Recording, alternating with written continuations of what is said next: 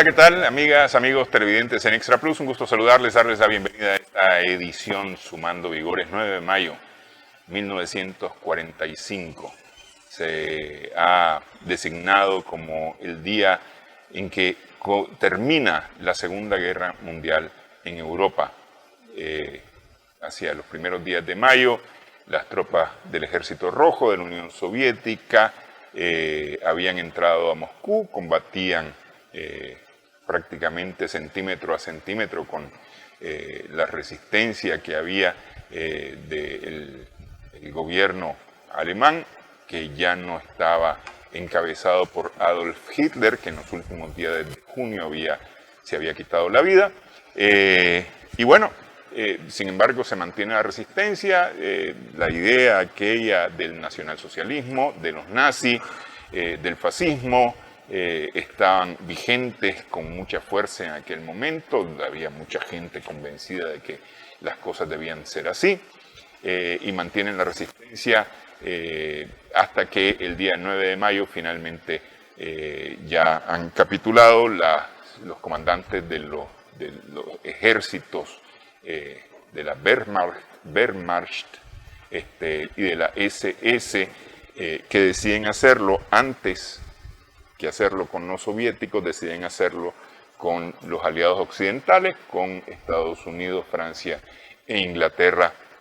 En los días anteriores, el mismo 8, creo que es que se firma la capitulación, ¿no? El día 8, y se acuerda que el día 9 se pone fin a todas las contiendas. Está con nosotros para hablar un poco sobre eso, pero sobre algo más interesante todavía relacionado con el 9 de mayo de 1945, Manuel Espinosa Jarquín, analista internacional, director del Centro Regional de Estudios Internacionales, con quien, bueno, hablamos acerca del 9 de mayo, evidentemente, pero especialmente sobre un plan, un proyecto que empezó a gestarse y el 9 de mayo ya estaba prácticamente listo. Se le achaca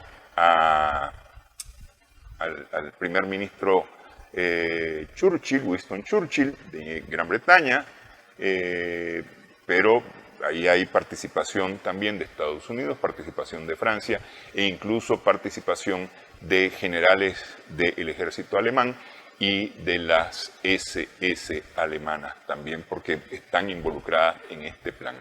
La operación Impensable fue el nombre que se le dio a ese proyecto, que debía ejecutarse en los primeros días de julio del año 1945.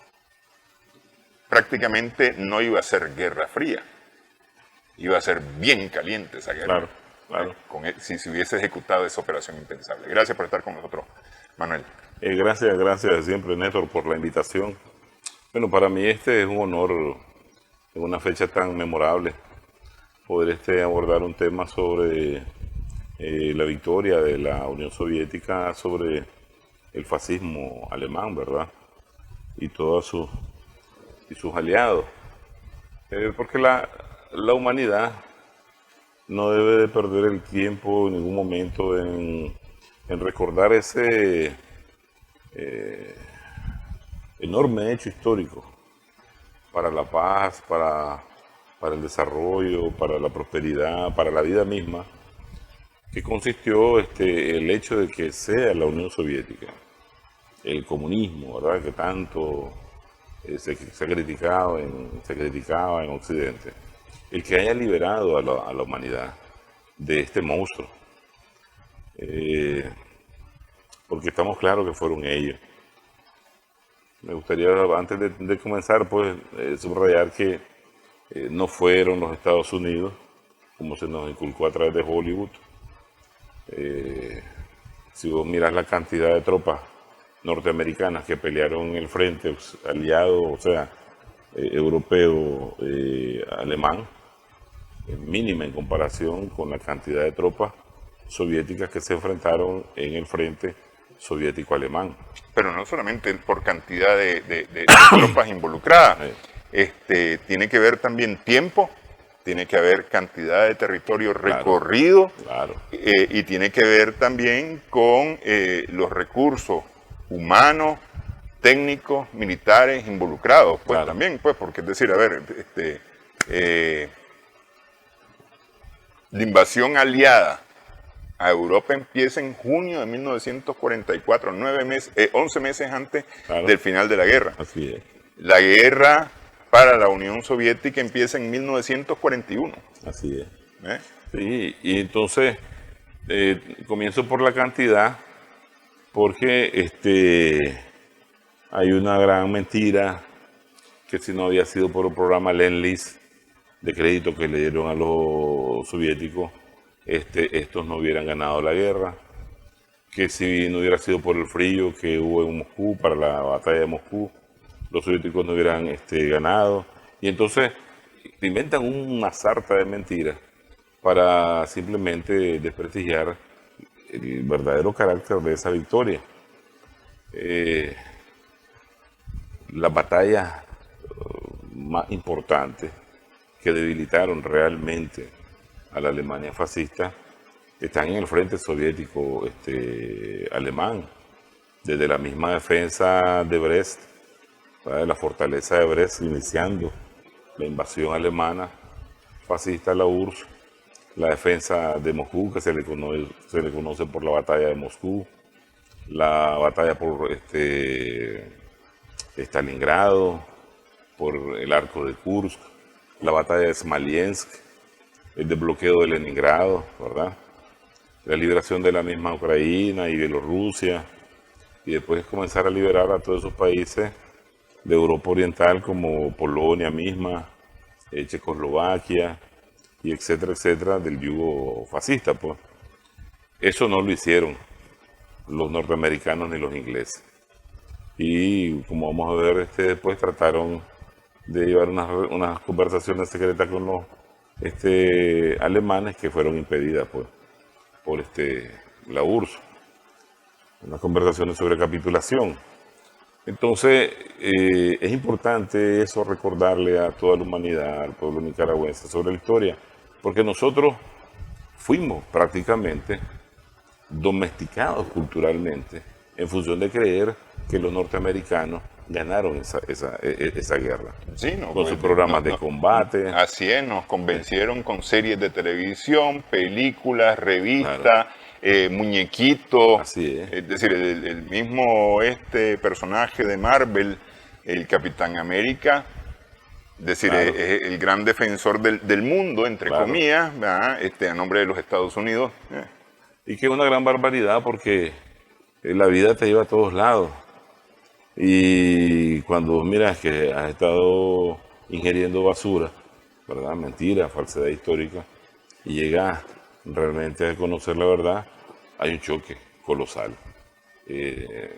Y cómo se fue prácticamente destruyendo la fuerza alemana, la toma de Berlín, la defensa de los 7 anillos de Berlín, de los fascistas, cómo fracasa la operación del asalto a Normandía, que le salió mal, que le piden a los soviéticos urgente que abran una operación en el frente soviético-alemán para quitarle carga de defensa de los alemanes y poder avanzar, porque alrededor de 40.000 soldados norteamericanos murieron ahí en ese asalto, a pesar de que los soviéticos siempre le estuvieron diciendo, insistiendo, que abrieran el segundo frente. Churchill se hacía el loco y Roosevelt se ocultaba detrás de la sombra de Churchill en ese tipo de temas, y nunca lo abrieron. Y como bien vos decías, el asalto a Normandía en el 44 es cuando ya ellos están convencidos y asustados de que el ejército rojo es imparable en el avance hacia Europa. Y que hay que recordar que la toma del oeste de Europa, es decir, hacia el oeste de Berlín, ya hacia Países Bajos, Francia, España, Portugal, eso casi es una caminata para los alemanes. Claro. Es decir, no hubo mayor resistencia, es decir, es como la invasión de Polonia. La invasión Claro. de Polonia fue dejar ir una una rueda embajada, ¿no? Que fue la que Sí. más les resistió. Sí. Un mes casi, ¿me entiendes? Y que fue la que más le resistió. O sea, si fue la que más le resistió, imagínate cómo habrían caído como castillos de naipes el resto de paisitos. Los franceses se enredaron, pensaron que su línea Maginot de la Primera Guerra Mundial los iba a contener. Y los alemanes por ahí pasaron chiflando y cantando. Sí. ¿Me entiendes? Con la URSS se vieron como te dijera yo, en una situación mucho más compleja. Porque es una guerra que cuando la llegas a estudiar es un tema inagotable. Te pregunto, Sí. ¿no estaba preparado, si había confiado la Unión Soviética en los acuerdos de no agresión? Y porque es decir, la entrada alemana a la Unión Soviética avanza con alguna resistencia, pero avanza, es decir, prácticamente hasta las puertas de Moscú. Mira, hay una serie de elementos ahí que hay que entender de por qué ese enorme revés llega a sufrir la Unión Soviética ese 22 de junio del 41 cuando son atacados.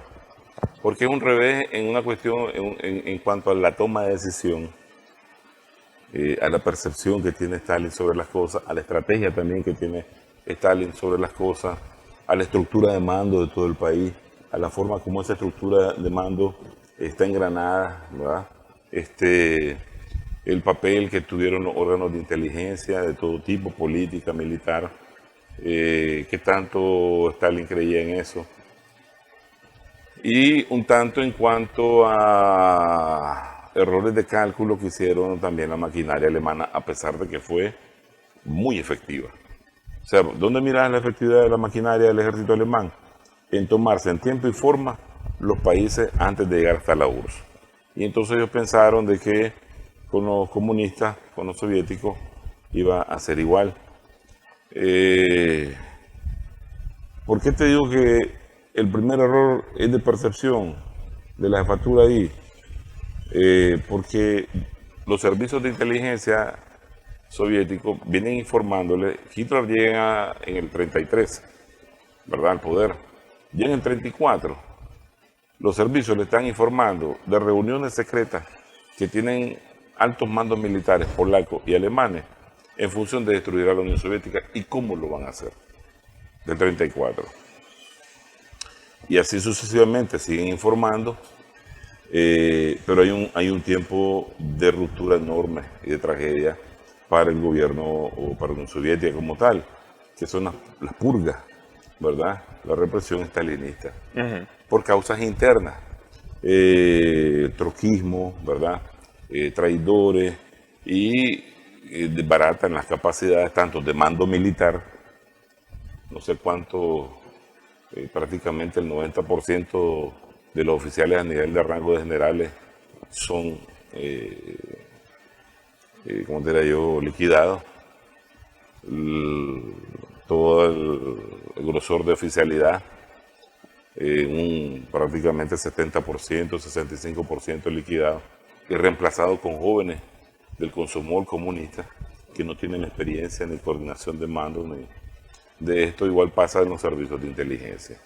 Estos son liquidados de 200 y pico, dicen, que están en el aparato de inteligencia, solo 75 quedaron vivos. Eso te dice que el control y el manejo de toda la agentura en el extranjero quedan desatendidas y toda esa información se pierde.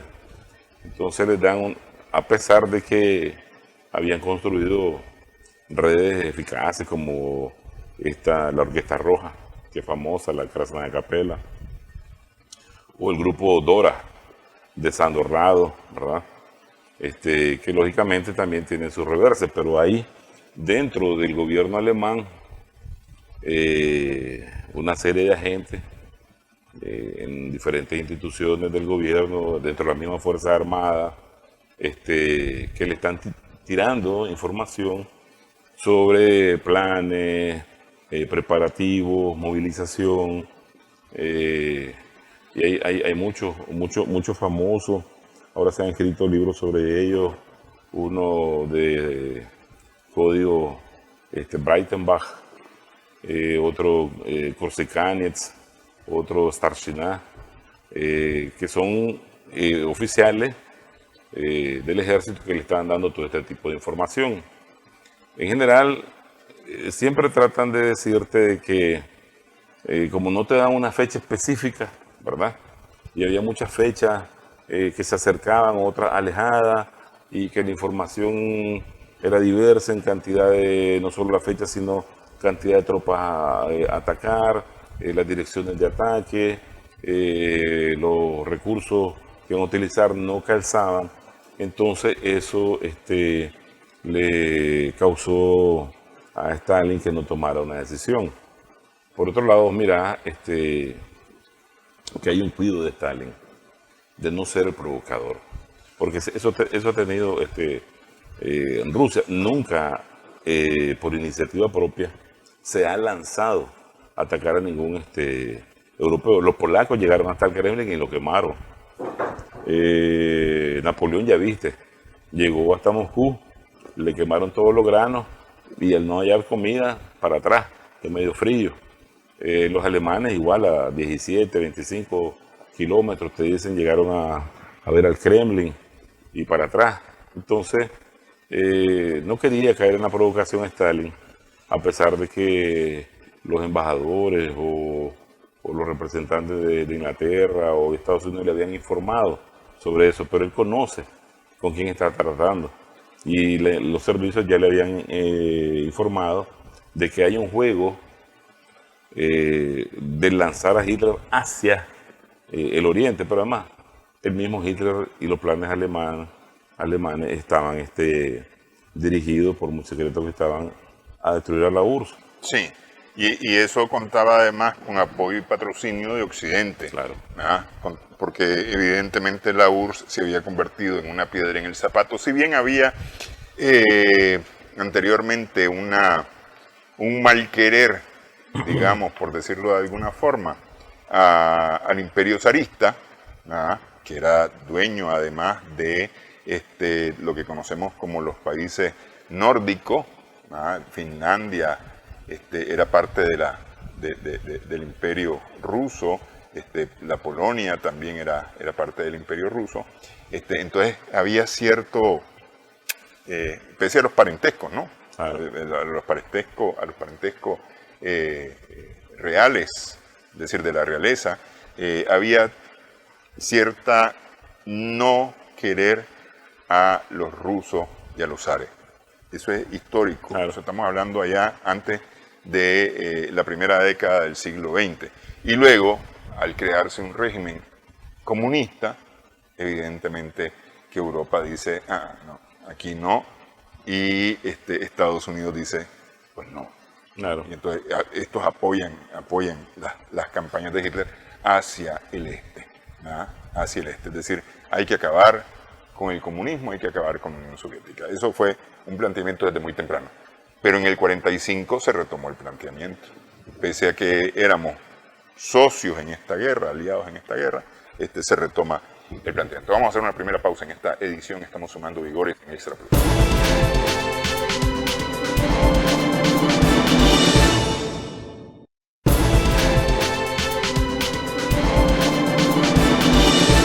Acceden a la información sobre el plan y toman las medidas necesarias sin enfrentarse a Gran Bretaña, sin armar un pleito con Gran Bretaña, simple y sencillamente activa sus defensas. No pasa lo del 41.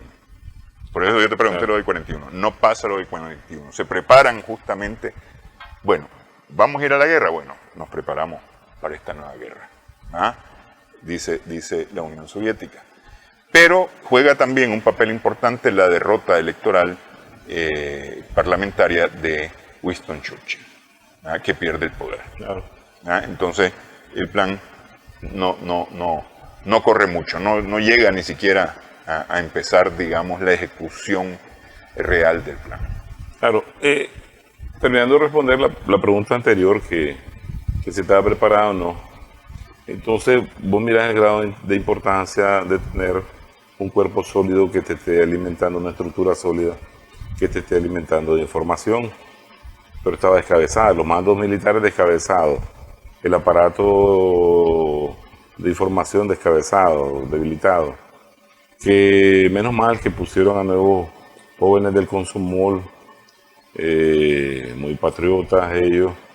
Por ejemplo, a la cabeza del órgano pusieron a uno que se llamaba Pavel Fitting, joven, creo que tenía como 29 años, pero prodigioso, y trató de recomponer o ver cómo recuperar la agentura que tenían en Europa, por lo menos. Porque fíjate que hay una historia ahí tan fatal, que uno de los agentes colaboradores que tenían los operadores anteriores del servicio, estaba ya cerca de la frontera de la Unión Soviética con todas las tropas listas para atacar, las tropas alemanas, era un alemán. Y él se deserta horas antes y logra llegar a un puesto fronterizo, horas antes de que comience la invasión, y le dice, soy así, se identifica, y ven a informar que los van a atacar, pues, entre tantas horas. Entonces, entre que interrogado, entre que se envía la información hasta Moscú, entre que aquellos procesan y comienzan a ver, ya la invasión lo agarró al tipo en el puesto fronterizo, y eso fue un tsunami, ya. Lo bueno que tenía la preparación, creo, la Unión Soviética, era la consistencia ideológica y política de ese pueblo, que venía construyendo una nueva sociedad, una sociedad justa, una sociedad ideal, porque muchas veces el recurso militar es bueno, pero si no tenés la moral o la consistencia ideológica, no te sirve para nada. Pero es que además hay un sentido, es decir, en lo general, por lo menos Rusia tiene un sentido nacionalista bien arraigado. Claro, pues. Claro. Sí. Y entonces vos mirás, pero te ponía el ejemplo de la fortaleza de Brest. En los primeros choques, y esa fortaleza duró 3 meses, hasta el último hombre. Y cuando salió ciego y desarrapado y ya muriéndose, el general alemán le dio un tratamiento especial y pidió que lo enterraran, pues, porque ese tipo de soldados merecían, pues, ese tipo de privilegios. Pero eso te está diciendo que los alemanes de la entrada iban a tener un hueso duro que roer con los soviéticos. Entonces la resistencia soviética, aun cuando fueron de retroceso, palmo a palmo, fue heroica, pues, y lo iba logrando detener. Porque con esa operación impensable, internacionalmente muchos igual te la tratan de ignorar, o te dicen que eso es una mentira, que los informantes de Stalin, pues los servicios de inteligencia, no habían descubierto nada, que fueron ellos los que le avisaron, etcétera, etcétera, pues. Entonces, pero vos tenés que ver que durante todo ese periodo, hasta el 45, desde que se logra poner en pie, vamos a decir, el cuerpo de información, la estructura de información para la jefatura, Stalin cambia su mentalidad. Si hacía unos años los había purgado, una gran tragedia, un gran error también, y que esos errores causan también millones de víctimas. La historia es la historia. No te va a dirigir las tropas un nuevo oficial que ponga a cargo de un ejército si no sabe. No va a sustituir a un general de la noche a la mañana, ni por muy prodigioso que sea. Y no te van a 1000, no van a sustituir a 1000 tampoco, ¿ya? Y por eso muchos de los grandes reverses que tuvieron hasta, vamos a decir, chocar con Moscú. Porque entonces ahí vos podés ver la historia de 2 casos antes de llegar a esa operación impensable, que uno es la red que dirigía Richard Sorge en Japón. Se le infiltró a la embajada alemana, se hizo amigo del agregado militar alemán. Le confiaba mucha información, como Richard Sorge era periodista y tenía un buen estilo de redacción, entonces aquel lo dejaba en su oficina, ¿verdad? Haciendo informes que mandaba a Berlín, y aquellos lo felicitaban por tremendo informe que hacía, ¿no? Y entonces, en el marco de esa penetración, logró generar esa confianza y ver todo lo que pasaba por ahí. Y por ahí pasó, primero, a él lo mandaron a llamar a Moscú, porque también lo querían reprimir. Y su jefe, viendo de que lo que estaba sucediendo ahí no era del todo correcto, le mandó a decir, diga que está ocupado y no se venga, y no se fue, no iba a Moscú. Entonces él le manda a decir que los japoneses no van a atacar por el lado del Medio Oriente a la Unión Soviética. Y esta información ya había acertado, Jorge, en las fechas que iban a ser atacados. Stalin comprendió que tuvo un error en no haber entendido toda esa información que había recibido, y hace caso y movilizan, no recuerdo ahora qué cantidad de ejércitos del lejano oriente en secreto a la defensa directa de Moscú. ¿Ya? Es una, como diría yo, una pieza muy importante en la sobrevivencia de la URSS. Winston Churchill llegó con una gran espada y se la entregaron pues, a Stalin, porque ningún ejército había podido parar a la maquinaria alemana en Europa.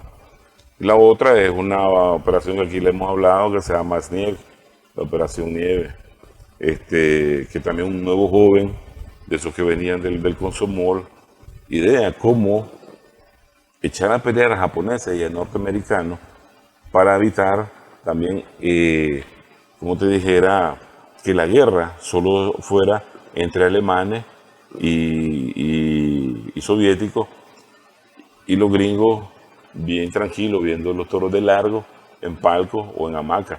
Entonces, esa operación, a través de un asesor del secretario del Tesoro, Morgenthau, se llama Harry Dexter White, lograron hacer que los norteamericanos sancionaran a los japoneses. ¿Ya? Los japoneses se encabronan y le lanzan la gritería de la Purísima el 7 de diciembre con Pearl Harbor. Entonces, eso también ayuda a debilitar la fuerza agresora. Stalin está, como te dijera yo, pero bueno, Japón está, digamos, entretenido también con China, porque China tampoco es que haya sido como muy facilita, ¿no?, para los japoneses. Pues, China tuvo su nivel de resistencia interesante. Sí. Y murieron muchos chinos, sí, millones de chinos. Lo que pasa es que Japón, que tenía el síndrome de la victoria sobre los rusos, porque le ganó en aquella batalla naval de 1905, pero era el gobierno zarista ruso, el que pierde con los japoneses, están envalentonados. Pero en el 1937, Zhukov, que milagrosamente sobrevive, ¿verdad? Uno de los mariscales de ese tiempo que sobrevive a las purgas de Stalin, lo mandan a coordinar al desierto de Nanjing y les pega una reventada a los japoneses, como diría mi abuelo, de aquí a Catarina, ¿ya? Y entonces ellos entienden que ya la Unión Soviética no es la Rusia zarista de esa, y en tierra ellos tienen, entonces deciden no atacarlo. Y le dicen, a pesar de que los alemanes le están diciendo, ataquen, por aquel lado, hagamos los sándwiches, y le dicen, no, mejor esperamos que ustedes lleguen hasta Moscú. Sí. Y eso le informa a Sorge. Zhukov no solamente sobrevive, sino que encabeza el desfile de la victoria en Moscú claro. En 1945. Claro, porque él se gana el respeto de Stalin, la autoridad, porque él dirige las mayores batallas que se dan, que te mencionaba, junto con, claro, en flancos separados, pero junto con Rokossovsky, Okoniev, y por eso, pues, esa alta distinción de Zhukov. Si vos mirás, cuando comienza la guerra, lo primero que hacen es enviar brigadas de saboteadores, de partisanas, de guerrilleros, de diversionistas, a la retaguardia del enemigo. Y toda esa línea de acción, o sea, los órganos se dividen en realizar las tareas básicas y principales que toda organización hace y trabajar, atender las direcciones estratégicas donde operar. Por ejemplo, un grupo contra todos los países fascistas. Otro grupo trabajando en Estados Unidos y Inglaterra. Otro grupo en aquellos países que son, por ejemplo, neutrales. Otro grupo en la parte del Medio Oriente, Turquía, Irán. Ahí las tareas son definidas. ¿Qué tiene que hacer? A través de lo básico, reclutamiento, penetración, ¿ya? Desestabilizar, desarticular todos los planes del adversario y ¿cómo te digo? Concluir en la derrota. Entonces vos mirás que solo la dirección del trabajo de los partisanes, 200 y pico de mil soldados fascistas se eliminaron ellos. Ya, guerra de guerrilla. Me acuerdo ahora si eran como 28.000 o cuidado más trenes de abastecimiento, líneas ferroviarias, etcétera, etcétera, donde participaron 13.000 operativos de los órganos como guerrillero actuando y operando. Esa es una línea interna que inmediatamente comenzó a operar semanas después de que inició la invasión. En el lado exterior te decía pues las direcciones que tenían, por ejemplo, en el lado alemán, a ver cómo recuperaban toda la red que tenían. En Inglaterra de repente ya tenían aquel famoso círculo de Cambridge, donde aparece uno de los espías más famosos, que es Ken Philby. Ken Philby, por ejemplo, les da información valiosa sobre la batalla de Kursk, que es la batalla de las máquinas, 3.000 tanques contra 3.000, y esa información anticipada le ayudó en otros países como Suiza. Comienzan a descubrir conversaciones secretas entre los mandos militares alemanes con la OSS, la Oficina de Servicios Estratégicos, que es la antecesora de la CIA. Entonces un Obergruppenführer, una cosa de esas, solo los alemanes lo pueden pronunciar, que era el jefe de las tropas en Italia, Karl Wolff. Comienza él a tratar con Alan Dulles los términos de la capitulación del ejército alemán ante los occidentales, no ante los verdaderos vencedores, que son los soviéticos. ¿Ya? ¿Por qué eso? ¿Por qué rendirse ante Occidente? ¿Por qué Alemania dice mejor que aquel? ¿Por qué no ante todos? Pues, porque yo no digo que te rindieras ante ¿no? Sino ante todos. Y al final de cuentas era un frente único, digamos, el frente aliado, que incluía a Estados Unidos, a la Unión Soviética, a Francia e Inglaterra. Claro. ¿Ah? Que era como un bloque único actuando en dos frentes distintos. Claro, porque son los mismos.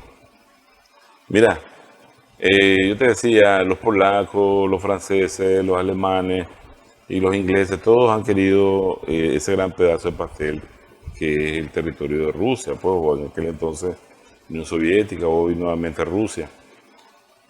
Y entonces te dicen, tanto territorio para tan poca gente, pero tantos recursos energéticos valiosísimos. Esas ambiciones geófagas solo pueden cubrirse con los rusos son malos, ¿verdad? Son unos osos, son comunistas, y a meterle a la gente todo eso. Pero las verdaderas intenciones son el apoderamiento de todos esos recursos para su beneficio, su sostenimiento. Sí, no, eso está claro, pero es decir, al final de cuentas, yo te gano una tercia, vos reconoces que soy yo el que te ganó. Claro. Pero estos no reconocieron al que le ganó la tercia, reconocieron al otro, el que estaba... Los alemanes no respetaban a las tropas aliadas. Esa es la realidad. En África sí, pero con esa enorme operación del asalto de Normandía, los alemanes entendieron que estos no podían ganarle. Ellos sí entendían que los soviéticos sí le iban ganando.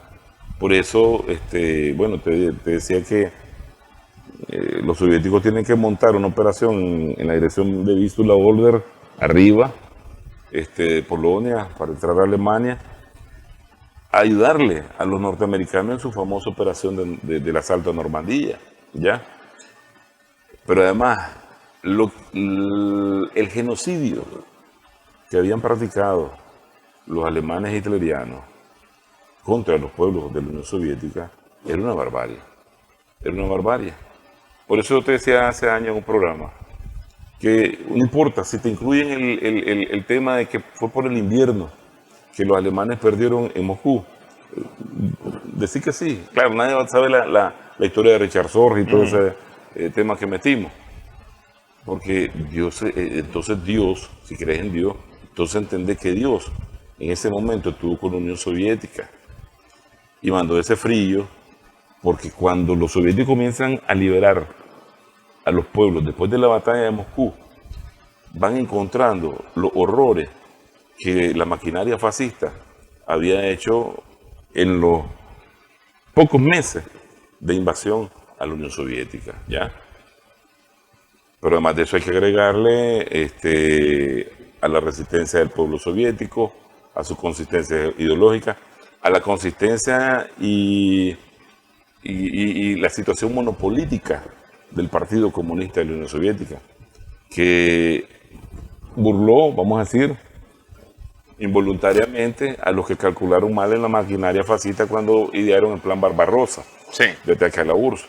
Son 3 millones, casi 3 millones de tropas, ¿verdad? En 3 direcciones, centro, norte, sur, y en 8 semanas estar 11 semanas, 8 semanas en Moscú. Porque ellos calcularon una determinada cantidad de tropas. Y de la profundidad del territorio soviético, el partido, la juventud comunista, generaba ejércitos de ejército inmediatamente, aunque solo se fuera para irlos a detener un rato, porque el avance fue tan duro que la revés en cantidad de tropas soviéticas fue enorme en los primeros meses. Sí. ¿Ya? Ok, vamos a hacer pausa nuevamente en esta edición. Estamos sumando vigores en Extra.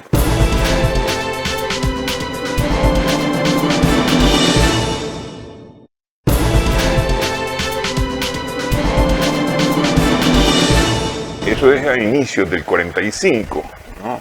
Que estos se reúnen para ver cómo va a ser la división del mundo prácticamente en aquel momento, porque ya la guerra está encaminada hacia su final.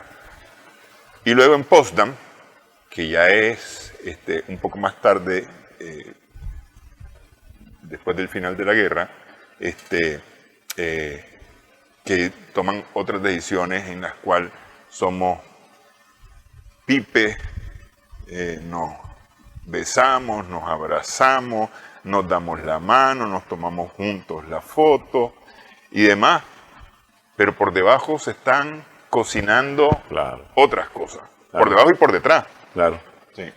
Y por eso mismo, siempre, para llegar a la operación es impensable e interesante saber de que, por ejemplo, para esas conferencias hito de la Segunda Guerra Mundial, como Teherán 43, después Yalta y Potsdam, ¿verdad?, del 45, los occidentales ya están bien, como te dijera yo, penetrados, hay mucha información, material, hay un sinnúmero de material sobre planes a futuro, por ejemplo, de la construcción de Europa post-guerra mundial, los planes de, vamos a decir, de hegemonía post-guerra mundial, planes de política exterior, material de política exterior sobre la preparación de ellos en esa conferencia. Cuando digo, es una serie de montañas de documentos que están bien analizados, ¿verdad? Y concentrados en estimaciones, inteligencia. Hay secretos de carácter militar, por ejemplo, sobre la construcción de la bomba atómica, que ya está en manos de la inteligencia soviética, sobre la construcción de aviones hipersónicos, que era eso la novedad, sobre nueva tecnología en radio, en técnica radial, ¿verdad? De comunicaciones o electrónica, y otros tipos de avances militares que estaban cada quien preparando. Así como los planes esos de las conversaciones secretas. Antes de la operación esta impensable, como el mando militar ruso, que esto es importantísimo, desde hace rato viene,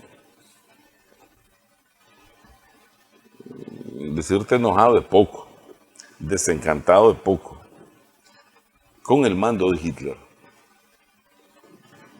que le destruyó el avance hacia Moscú por desviarle el golpe que ellos tenían planificado hacia Moscú a atacar Kiev, ¿verdad? Y le dijeron que no, pero el Hitler le decía que sí, y le dio más tiempo a los soviéticos de prepararse, y un montón de decisiones incorrectas que iba tomando en todo ese transcurso de la guerra. Viste que, por ejemplo, el general mariscal Paulos le desobedece en Stalingrado, porque el Hitler ya está loco, está obsesionado, está paranoico, que su noción de verdad es la única verdad y que tiene que todo el mundo obedecerle. Entonces el ejército alemán está buscando primero cómo no rendirse ante los soviéticos, porque saben lo criminales que se comportaron contra ese pueblo y que ellos mismos sabían que debían de ser castigados o por los mismos soviets o por la justicia internacional, una lógica de la guerra. Entonces deciden iniciar conversaciones secretas con los norteamericanos, como usted decía, con la OSS, la gente de la Oficina de los Servicios Secretos, que era antecesora de la CIA. A esa operación se le conoce como la Operación Sunrise o Aurora. Y es rendir a la mayor cantidad de tropas. Usted decía Karl Wolf, que estaba al mando de esa tropa en Italia, y escribir un documento de capitulación ante Occidente y que ahí se terminara la guerra. Entonces Occidente, los aliados occidentales, Estados Unidos e Inglaterra, debían de convencer a Stalin de que ese documento que ya se firmaba pues concluía el fin de la guerra y ver pues cómo se iba a tratar a Alemania, esto y lo otro. Que no se mete ahí el plan Morgenthau sobre Alemania, que es muy famoso también. Entonces, de nuevo, los servicios de información soviética, que ya estaban al tanto, porque esas conversaciones comienzan como en junio o julio del 44 y van avanzando. Y en marzo del 45, los norteamericanos y los ingleses le deciden informar a Stalin. Stalin, que es un viejo astuto, ¿verdad? Él dice, ajá, y entonces permítanos a nosotros, entonces ya estamos enterados de esto, permítanos a nosotros poner en esas conversaciones de capitulación a 3 de nuestros representantes. Y los norteamericanos, que son otros muy inteligentes, dicen no, porque apenas estamos en conversaciones sobre esta capitulación y no le permite. Entonces viene Stalin y comienza un carteo con Roosevelt. Le dice, lo que están haciendo ustedes es desleal. Y le dice, están haciendo esto desde hace tiempo, y le dice pues todo lo que están haciendo. Viene Roosevelt, que no hay a dónde meterse, y le dice, no, le dice, su informante, o sea, su servicio de inteligencia, lo están desinformando. Y entonces él ahí reivindica a los servicios, a los oficiales que están trabajando ahí, y le dice, no, mis informantes no me están informando, me están diciendo la verdad. Y entonces comienza un carteo.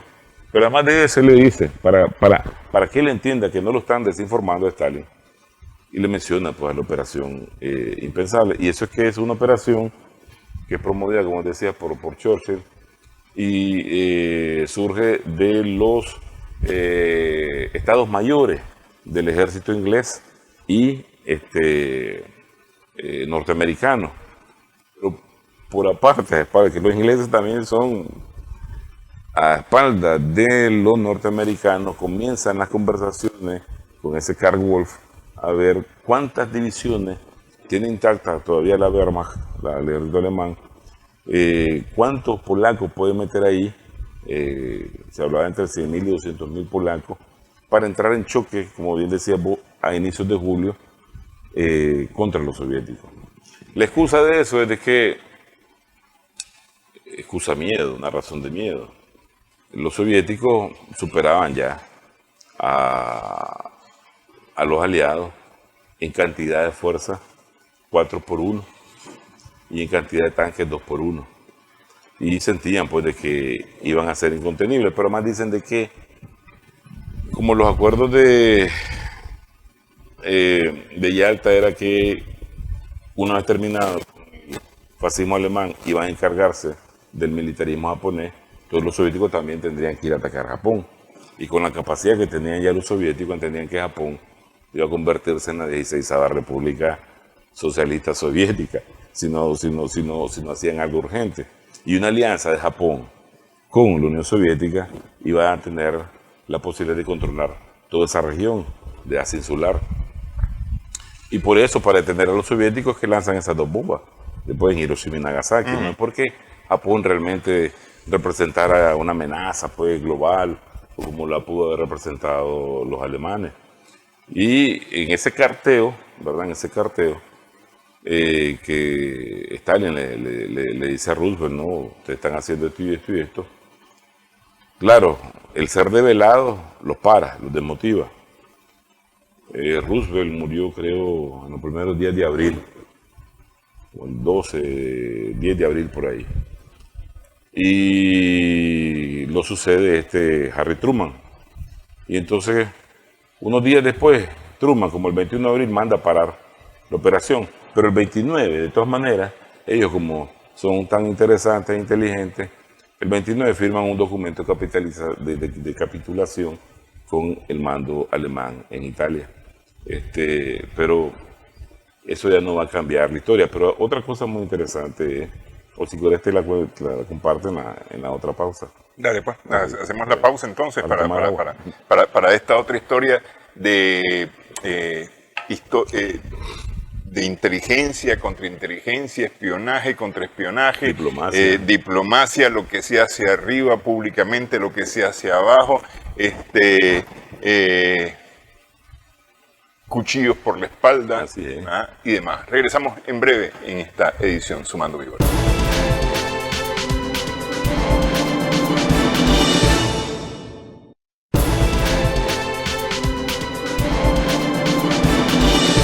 Continuamos en esta edición. Con Manuel Espinosa Jarquín estamos conversando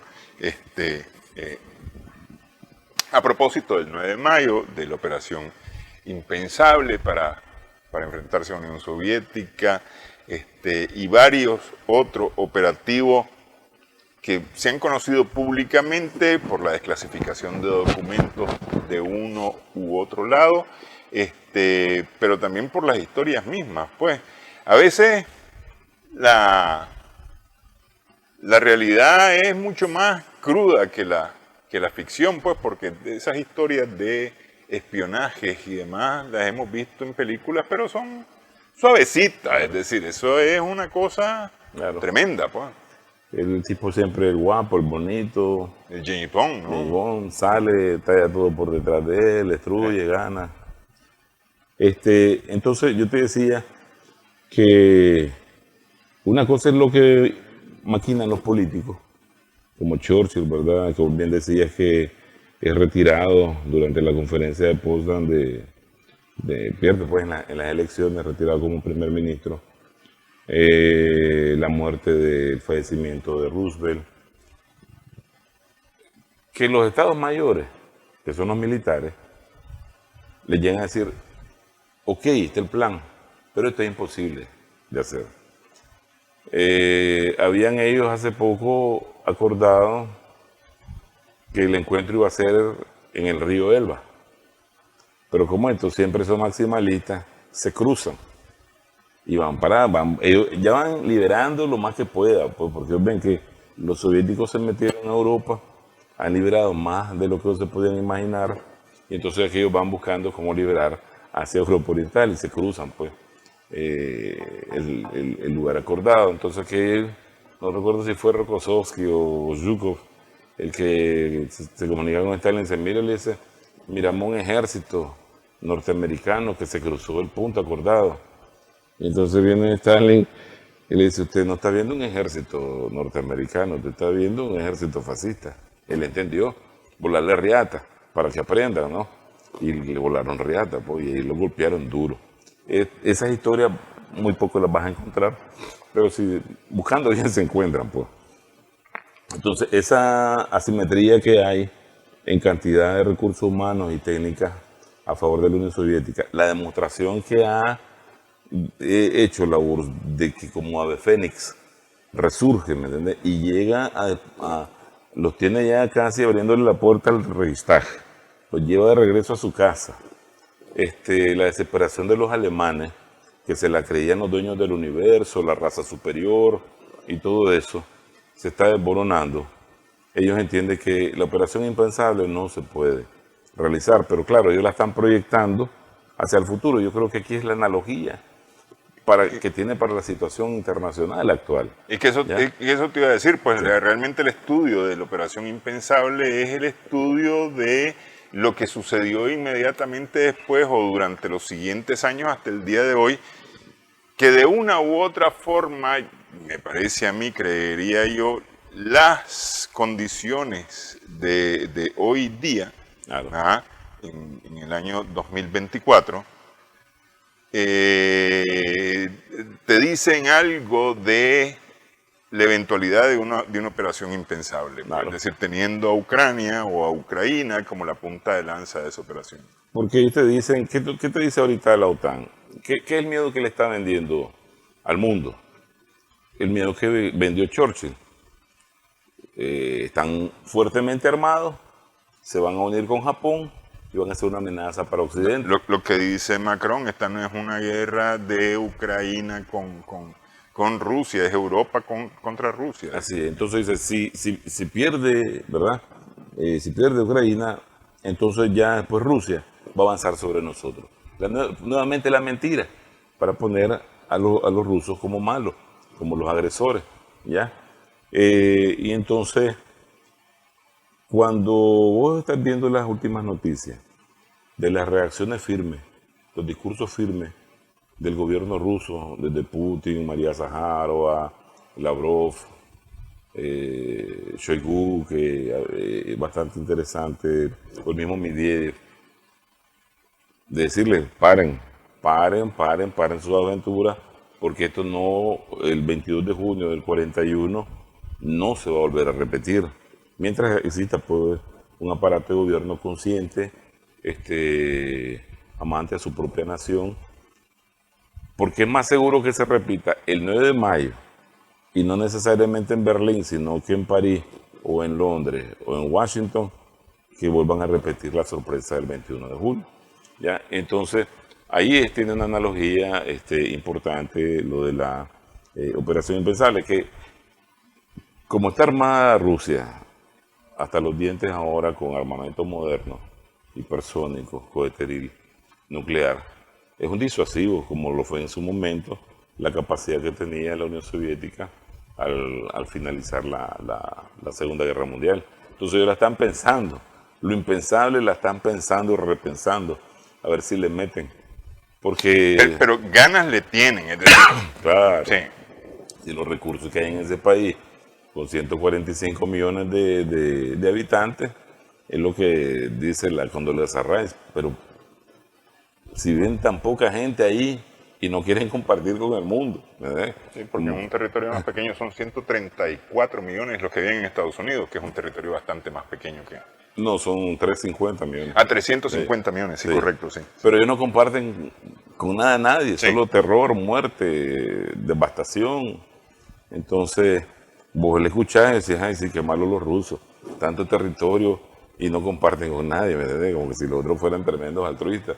Pero en ese contexto, pues, habría que ver esa operación actual. Están pensando lo impensable, y hay disuasivos que los tienen pensándola muy bien. Sí, porque, bueno, hay cosas que las están pensando muy bien.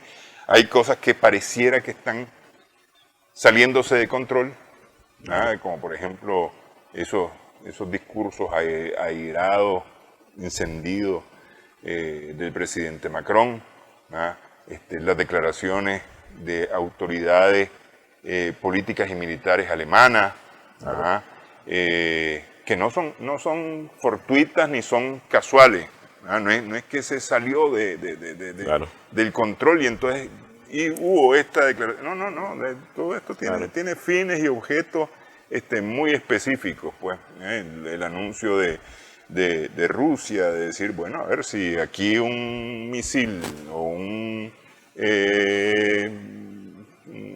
cañón británico dispara, el cañón británico en el suelo ucraniano se va a convertir en un objetivo y todo lo que sea británico que se va a convertir en un objetivo aquí. Por eso dicen que el discurso diplomático, el discurso político, cambia radicalmente cuando comienza el discurso militar en la guerra. Y vos viste cómo Lavrov mandó a llamar a los embajadores de Inglaterra y Francia y salieron todos cabizbajos porque les dieron su regañadita, ¿ya? Porque una cosa es motivar a tu pueblo, como que le vas a ganar al otro, pero lo hemos dicho muchas veces, potencias han entrado a la guerra creyendo que van a ganar y terminan desapareciendo, pues. Y esta es una época en que y los ingleses y los norteamericanos y los Macron, ¿verdad? Tienen mucha debilidad y van en declive. Ok. Bueno, te agradezco mucho la platicada, Manuel. Siempre es interesante tocar estos temas, además, no solamente desde la perspectiva histórica, sino también el contexto actual que tienen esos hechos y acciones que han transcurrido en el tiempo. Gracias, Manuel. Gracias a vos, hermano. Gracias a nuestras amigas, amigos televidentes también por su sintonía en esta edición, sumando vigores en Extra Plus.